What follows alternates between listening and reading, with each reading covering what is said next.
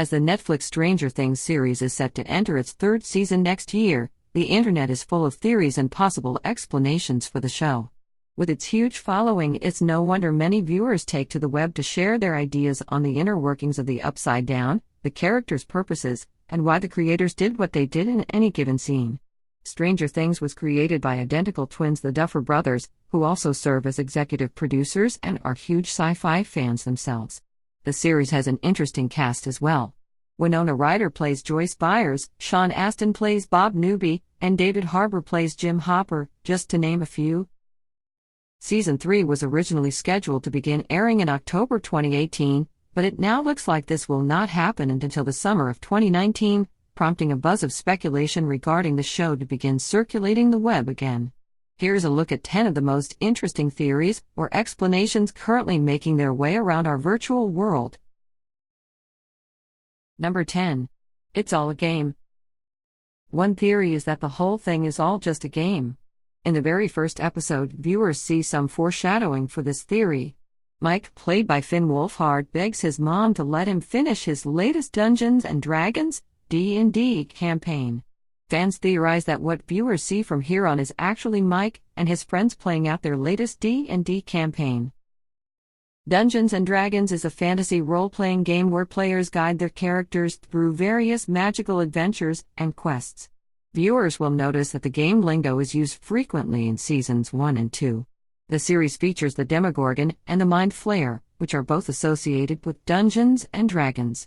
And what might be the best piece of evidence to support this theory is during the D&D game, Will Byers, played by Noah Schnapp, encounters the Demogorgon for the first time, which is exactly what is happening in the show when he vanishes to the Upside Down.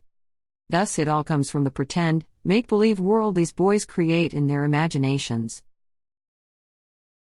Number 9. Stranger Things and Stephen King. Another theory suggests Stranger Things exists in Stephen King's universe. The weirdness of the series isn't all that different from the weirdness that occurs in many of King's novels. Have you ever noticed how the title for the series and the titles of King's novels appear to be the same, or a very similar font? Does 11 remind you of a character in one of King's novels, perhaps Carrie or, better yet, Charlie from Firestarter? Also, several of King's stories revolve around 4 friends, all male, the Body and Dreamcatcher, for example, which sure does resemble the 4 friends from the series. The mist also reminds viewers of the Upside Down mainly because they both seem to stem from government experiments gone awry that resulted in the opening of another realm that invades our world, and the fuzzy appearances of each setting are strikingly alike. Number 8. A vampire. This next theory is a bit of a stretch. Fans hypothesize that Bob Newby is a vampire, and according to this theory, spoiler alert, they say he isn't really dead. He is actually a head vampire who wants darkness to prevail so that he can freely walk the earth. This notion kind of has a Lost Boys feel to it. Close one eye and squint real hard, and Bob does sort of resemble Max from the Lost Boys. Fans also suggest that Bob dressing up as a vampire for Halloween is a hint to his true identity. I'm just not sure I can buy into this one. What about you? Number 7. It's a fungus. The next fan theory we will explore is the one that proposes that the monsters of the Upside Down are fungi. This explains how the Upside Down is able to spread at such a rapid pace, since fungi are among the fastest spreading organisms to populate the globe, and they feed on death and decay, much like the monsters of Stranger Things. Additional support of this particular theory is that the monsters share a hive-like mind, and are a small piece of a whole. We see this behavior, as the monsters in the Upside Down are all drawn to a certain location in an attempt to destroy them.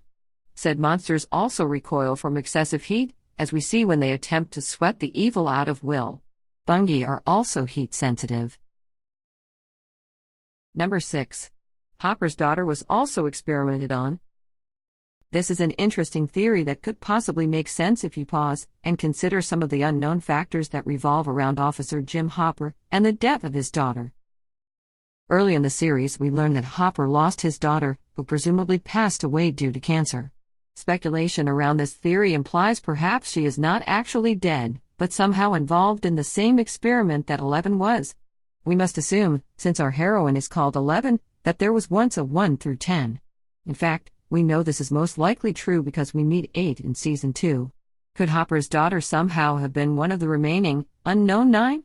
Furthermore, if Hopper's daughter was really part of the same experiments as 11, could she in some way still be in the Upside Down? Number 5. 11 is Hopper's daughter. Okay, maybe Hopper's daughter isn't dead after all. Fans speculate that 11 is actually his biological daughter. This theory does have some holes in it. For example, would Hopper not recognize her as his daughter Sarah? It has been theorized that the lab that did the experiments on 11 and other children could have manipulated Hopper's memory, stole his daughter, and implanted the idea that she had died of cancer when the lab actually stole her to take part in their experiments. Another tidbit to go along with this theory is the fact that even though we've met 11's mother, the audience does not yet know the identity of her biological father. However, at least some of this theory is partially true. Hopper is able to adopt 11 toward the end of Season 2. So, essentially, she is his daughter. Number 4. The Upside Down is 11's dreams. This theory definitely holds water. Fans suggest the Upside Down doesn't really exist at all except in 11's head. This idea comes from various sources as well. Could her childhood traumas, whatever they may be so severe that she has retreated to a world created in her own head as a way to escape what is really happening to her? Unfortunately, the abuse is so bad that even in her make-believe world, things are horrific. This could make sense because 11 is the one who has most of the power in this scenario. Or if 11 is Hopper's daughter and undergoing cancer treatments, could the Upside Down be a hallucination brought on by the strong medications used to treat her cancer? Perhaps the Upside Down is what she is dreaming about while in a drug-induced coma as part of her cancer treatment. Number 3. 11 is the monster. Could 11 really be the monster? She said it herself in the finale. Fans are well aware that the Upside Down is sort of a strange duplicate of their real world. In the real world, 11 is a very powerful girl, but in the Upside Down, could her strange duplicate actually be the monster? This could explain how she is able to recognize both Will and Barb in pictures up in the real world, because her monster duplicate has seen them in the Upside Down. Another aspect of this theory is supported by the monster resembling the Demogorgon from the Dungeons & Dragons game previously mentioned. According to the game, the Demogorgon is a two-headed creature that is in constant battle with itself. This suggests that while neither like one another, they need each other to survive. We kind of see this play out in the Season 2 finale. At first, it appears that 11 defeats the monster and is able to close the gate between the two worlds, but in the next clip, we see the Upside Down is actually still there. 11 and the monster are most definitely connected, but are they the one and the same? Number 2. Bob is from Derry, Maine. This may just be one of the best theories out there, and yet another Stephen King reference. In an earlier episode, Bob Newby makes a reference to a childhood fear he had when talking to Will. He tells him he was afraid of clowns but eventually defeated that fear. Does this plotline sound familiar? You guessed it, this is strikingly similar to Pennywise from IT. The state of Maine is often the setting for many of King's novels. Bob mentions being from Maine and even suggests that Joyce and the boys relocate to the state with him. Furthermore, the timeline seems to fit. Bob would have been a young boy in the 1950s as Pennywise wreaked havoc on the youth of Derry, Maine. It's safe to assume that in the 1980s, he is a grown man living in Hawkins, Indiana. On a side note, the actor who plays Mike also stars in 2017's IT remake. He even utters the very same line in both the series and the movie, "Holy shit, what happened to you?" Number 1. Alien. Of course there would be a fan theory that goes this route. Remember when Joyce and Hopper are making their way through the Upside Down looking for Will?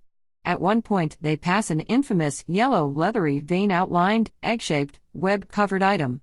It appears to be a large hatched egg of some sort, and bears a vague resemblance to the egg seen in the Alien movies. Perchance is the egg seen in Stranger Things a distant cousin to those Ripley encounters in the Alien franchise? Stranger Things has yet to enlighten audience members on much of anything related to that egg.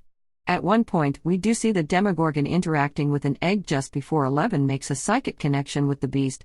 Fans wonder if the monster is eating the egg or if the monster laid the egg. Either way, it won't be until the new season is finally released that we may or may not get any answers as to what the egg's purpose is.